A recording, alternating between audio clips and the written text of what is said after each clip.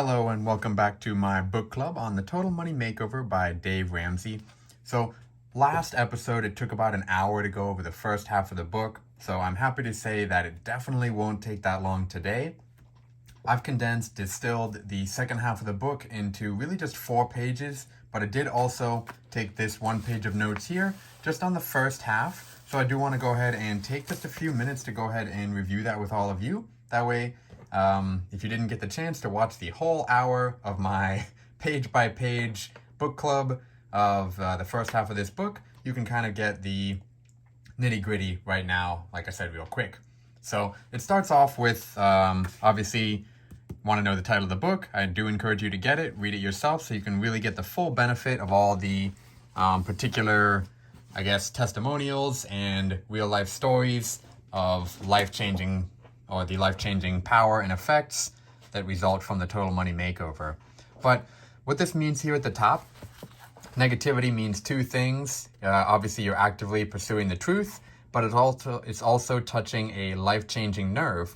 So you'll see as you read the book, or just as you follow along for the rest of this video, that a lot of times, like keeping up with the Joneses or doing things that are cool, but maybe that you can't afford, well, obviously, if you're no longer buying everybody a bunch of things, well, they're going to be irritated. And sometimes your spouse or your partner is going to be irritated when you tell them, hey, we have to save, we can't spend that money. So that's really where that negativity comes from. But it's a hard truth that you'll have to realize. As I talk about later, you are going to need the discipline, making the sacrifices, the changes. Let's jump down here real quick.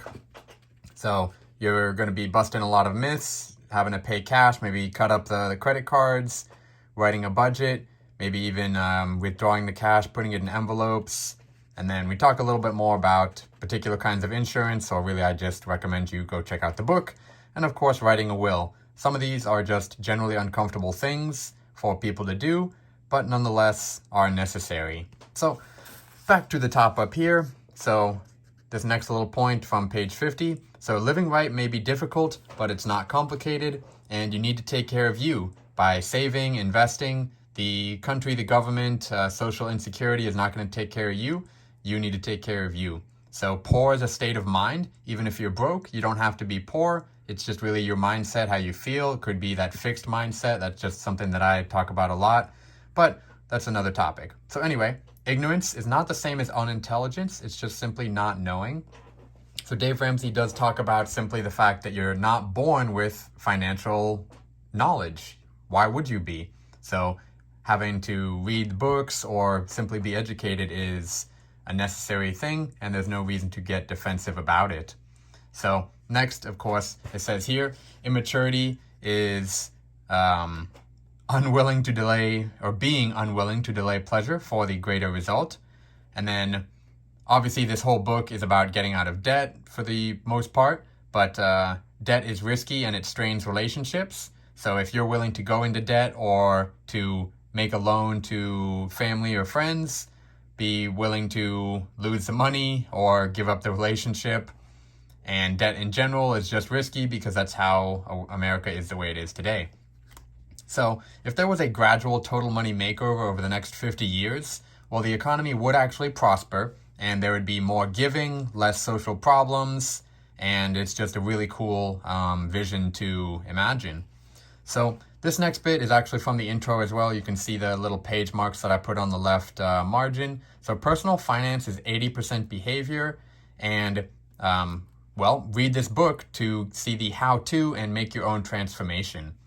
So, like I mentioned earlier, keeping up with the Joneses, or just in general, he actually talks about it later, but when you are working the dead-end job or something that you hate, well, that's a bad lifestyle. Change it. But more importantly here, regardless of how you get the money, or really don't get the money, but buying things that you can't afford to impress people you don't like is also just something that needs to stop. So don't take broke people's advice, because normal is broke and they don't know what they're doing. So a man with experience is not at the mercy of a man with an opinion. So sometimes you will have to scale down or say that it's not in your budget, and that's totally reasonable.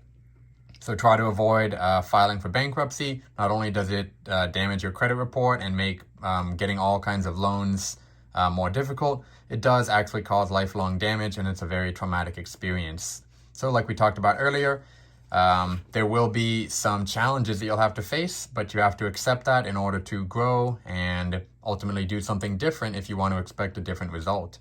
So this is not really strictly related to budgeting or wealth building, but be always on a lifetime quest to learn. And there's never any shame in that, regardless of what you're trying to learn. So this is definitely a heavily hit on concept, but you need to have focused intensity. He'll also phrase it as being gazelle intense. So running for your life is crucial to making a change.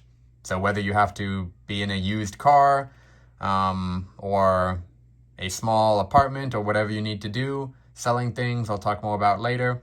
So last bit here for getting a house, look for a non-traditional credit process from the mortgage company, not the FICO or I Love Debt score. Baby step 1 was the $1,000 emergency fund, and an emergency is constituted as something that's an unforeseeable event, whether it be the car, transmission, or engine needing to be replaced, or paying a deductible on some kind of accident or insurance thing such as that. So we revisit the emergency fund down here on step 3, and that's where you get 3 to 6 months of expenses from anywhere to $5,000 to $25,000 in cash that's liquid. So that's a little bit further along than 1,000 emergency fund. But first, we're going to take a look at the debt snowball. And in order to lose the weight fast, quickly, we organize everything from smallest to largest to get fired up. We want to have that immediate success for the behavior modification over the math. So we immediately get some success, get rid of those small debts, and eventually we're going to become gazelle intense, and we're going to dynamite the log jam. So see lots of good details here. So again, like you saw there, the quick wins. So we're jumping all the way ahead over here now. So gazelle intense, important concept. Next, of course, we've got throwing the dynamite at the log jam. So finally, at the end of the day, what we're trying to do is clear all the debts within 18 to 20 months, but we have the option to sell all the debt-ridden items, work extra hours, or sell other items, and that's how we're going to ultimately reach our goal here. So, last but not least, like I said, you're going to clear all the debt within a reasonable time period, unless you are one of the extreme cases, in which case get the book and he will go into more detail on how to handle that. So we're back to that emergency fund. So 3 to 6 months of expenses, not 3 to 6 months of income specifically.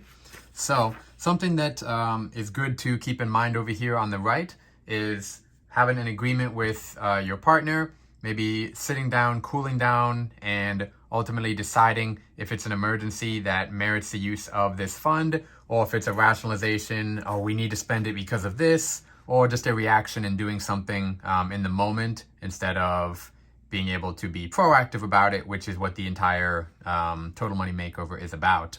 So moving right along, we've got right here the money market account, no penalties, and full check writing privileges. So that's important because otherwise there would be the fees and you wouldn't have it really in liquid, and that would be defeating the purpose of having an available emergency fund. So this is to protect you against the storms, give you peace of mind, and keep the next problem from becoming debt. So we're going to jump way ahead over here now. So eventually you will get to the point where you're going to have fewer things that qualify as emergency fund emergencies. So as soon as I get to this page now, so right here, now we're going to go ahead, jump ahead once more. So in about 24 to 30 months, so really even less than 3 years, it is possible to really get to this $10,000 with the money market account. So definitely get started on your Total Money Makeover today. But go ahead and take a second now to have that vision of being debt-free, and with that amount in this account. So something as well to keep in mind is that the principles will make your life easy. So we've got it there on the right side. Definitely something to keep in mind. So now we're going to jump ahead actually to our next principle or baby step. So getting 15% of your income as a retirement investment. So something interesting to observe here You can take a look, hopefully closer on your own here, but all these statistics over here continued over here. So basically, the problem with retirement here is it's come to mean save enough money so you can quit the job that you hate, and that's a bad life plan. And the way this Totally Money Makeover defines it is being financially secure and able to do what you want. So like I said, all those statistics and what they deduce is that the level of denial the average person has on retirement is alarming. So yes, be alarmed and don't be another statistic. We skip the page there. So anyway, what he has is select mutual funds with a greater than, minimum at least 5 years, but ideally a greater than 10-year winning track record, and check those out at daveramsey.com/mutual-funds. So next little bit here he's got is how you should prioritize your retirement. So obviously if you've got a 3% match for the 401k or even better, do that first, and then you can do up to $5,000 per person on the Roth IRA. So as you can see, lots of numbers here. That adds up quickly. Lots of numbers over here, just a particular example. And so yeah. Anyway, jumping to the next baby step here. So baby step 5 is saving for college. And important thing to consider here is really the goal is not the degree for the sake of having one or for the pedigree where you got it from. So don't go into debt just to have a fancy degree. That's not a good decision. So do your research and find the proper place to get that degree from where you can actually pursue the knowledge without significant stress, whether it's you or for your child. Because college degrees do not ensure wealth. Like you see here, some of these details, you need to mix the knowledge with attitude, character, perseverance, vision, diligence, and extreme levels of work. So, bit of a joke here. Forget the millennials. The current generation of students are nicknamed Generation Debt because it's been so normalized to have a student loan. But like we saw earlier in chapter 4, normal is broke. So it is not good to take student loans. There's lots of different ways, whether it's proactively planning for college or even if it's last minute, if it's too late, there's still lots of creative ways to handle those payments. So work is good for the kids or the students, the ones that are going to college. They can still work. I did, and most everyone else did in the 20th century. So they can endure hardships to get the knowledge without being under the illusion of the degree guaranteeing a job or success. So some of the ways that you can pay for these are called educational savings accounts, or an education IRA is kind of the nickname. And basically you can pay maybe, I guess, what does it come out to? About less than $170 a month or $2,000 a year, and they'll end up with $126,000 tax-free dollars, which more or less pays for just about any college by the time they're 18. So if you do that birth to age 18, you're set. But if you take care of it while they're under 8 until they're 18, then it'll still work pretty well. So next thing he says, stay away from most 529 plans unless they are flexible. And yeah, it just allows you to move your investment around, and otherwise he says stay away from them. So these creative options that he's got mentioning over here, you might be able to find the company that the degree your child or you are pursuing typically hires people that have that degree, and they might actually pay for the tuition. Alternatively, let's see, so you can do the work-study programs. UPS might hire you overnight, and then you can go to school during the day. Of course, there's always the military service that could pay for the college, or there's also underserved areas, so rural or inner city areas might pay you to work there. And of course, finding scholarships and filling out those applications. So things like that are very effective with saving you money. So I got a lot of scholarships to go to college. I know a lot of other people that did, and I know lots of people that didn't. So apply for scholarships, because there is tons and tons of money out there that you can get. Even if you, like this person did, applied for 1,000 scholarships and only got 30 of them, that's still total $38,000. And don't be the person complaining next door. Be a problem solver, not a problem maker. Anyway, jumping right along to our baby step number 6. So to pay off that home mortgage, that's after you've done everything else, started investing in your retirement and planned for college. So paying off the home mortgage. So quick quote here is, I have to put systems and programs in place that make me do smart things. So we're jumping a few pages ahead here. There is some good details in here if you actually already own a house and you're looking to make that a better situation than it currently is. But basically, if you don't own a house yet, look at a fixed rate mortgage for 15 years as opposed to 30 years, because the statistics over here, these numbers illustrate just how much more money you'd be paying. And basically you're just paying to stay making payments for a longer period of time. So it's not a good idea. Anyway, there's a couple of things. Basically, when you're doing refinancing, you definitely want to ask for a par quote, which means 0 points and 0 origination fee, or the prepaid interest. Also, stay away from adjustable rate mortgage and balloon mortgages because they simply add risk, as do home equity loans, and they all frequently end in foreclosure. So basically, what's hard to find is people willing to pay the price and sacrifice lifestyle. So in order for you to make that total money makeover, you've got to make those sacrifices. But hey, you'll be able to live like no one else if you live like no one else now. All right, next one, we are jumping to the best one, you might say. Baby step 7 is building wealth. So why sacrifice work and go through the trouble? Why? The reason you would do that is to have fun, invest, and give. So yeah, sure, it's easier to be in debt and out of control. It doesn't take nearly as much effort, but you won't be able to do all the things that other people who did put in the time and effort will be able to. So if we're flipping right along here, one more. All right, so he's got a couple more websites here. So to find this great team that you might need if you end up becoming wealthy, you can check out daveramsey.com/ELP or /smartvestor. But again, this is a common concept, but if you're the smartest person in the room, you're in the wrong room. So be surrounded by smarter people. And the way you know they're smarter than you is if they can make something understandable that's an overall complex concept.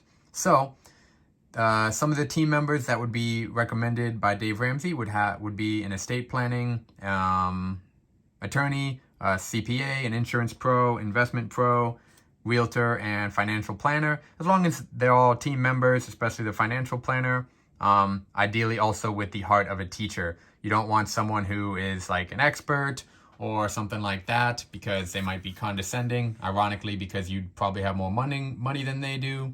But again, the heart of the teacher is important just because they'll make you feel better about the questions and the pursuit of the truth and the knowledge that you're doing, as opposed to simply being a know-it-all. Anyway, the next little bit that we've got here, flipping a few pages. So yeah, the pinnacle point is what we're getting to, and it is something with lots of emotion. It's very exciting, and if you've ever experienced giving, whether it's simply to your church or a basic charity, anything in your area or neighborhood, well, you might understand and empathize with how the love of giving is what lots of healthy millionaires share in common. So something that is important to remember is that a couple of quotes here. The givers often reported having more fun than the receivers, and generosity is giving without expecting anything in return. And one of the secret Santas that he talks about in the book, his quoted as saying, "Isn't it fun to lift people up and see the smiles on their faces?" So down here is also one more good quote, slightly different focus, but it does talk about, has our freedom been taken away by nothing more than our greed? So definitely that's something to consider and ponder as you build your wealth. How are you managing it, and what becomes of you? So another, let's see. So yeah, these are the quotes that I did just mention here. We're going to go all the way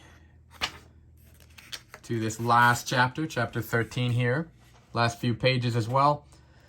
And what we've got here, Randy Alcorn talks about materialism or affluenza, kind of a joke on influenza, but basically people that are so affluent, have so much money that the materialism that is innate since their childhood, since their birth, well, they seek happiness, solace, and fulfillment in stuff consumption instead of in people. So it leads to depression and even suicide.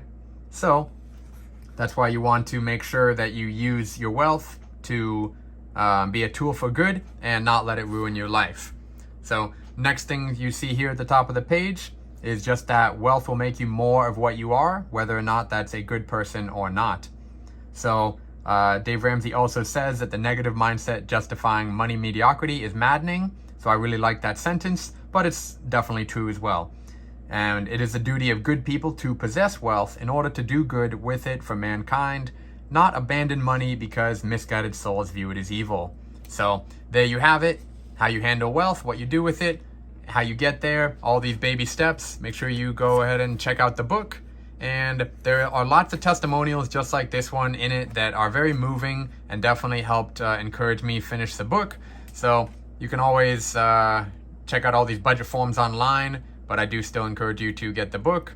Look at all those terms you could learn about. Anyway, there's another testimonial here. And the way that you can check out all those forms, if you go to daveramsey.com/budget-forms. All right, so that has been my book club video for Dave Ramsey's The Total Money Makeover, a proven plan for financial fitness. Thanks for tuning in. Remember to like, comment, and subscribe.